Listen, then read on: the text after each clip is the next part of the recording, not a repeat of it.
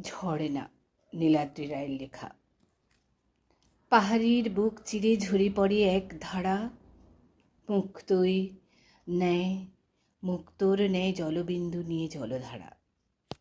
পাথরে পাথরে জাগে তার নেত্রের তাল, সবুজ বনানীতে জাগায় সুরের মায়াজাল।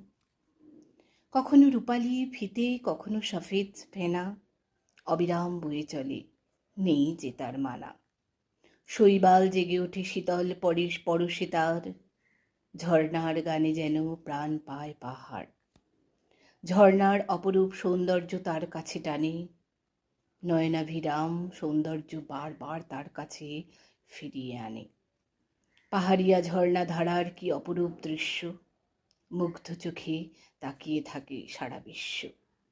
ঝর্ণার জলরাশি সুরের মতোই প্রবাহিত, যে সুরধ্বনিতে মুগ্ধ হয় সবাই অবিরত। চাঁদের মায়াবী জ্যোৎস্না মাখা পরশে তুমি সুন্দরী হয়ে ওঠো অপরূপ হরষে।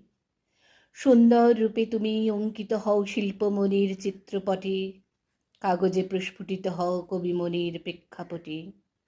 ওগো প্রাণপ্রিয়া স্রোতস্বিনী সুন্দরী ঝর্ণা, কিভাবে করব তোমার অপরূপ রূপের বর্ণনা।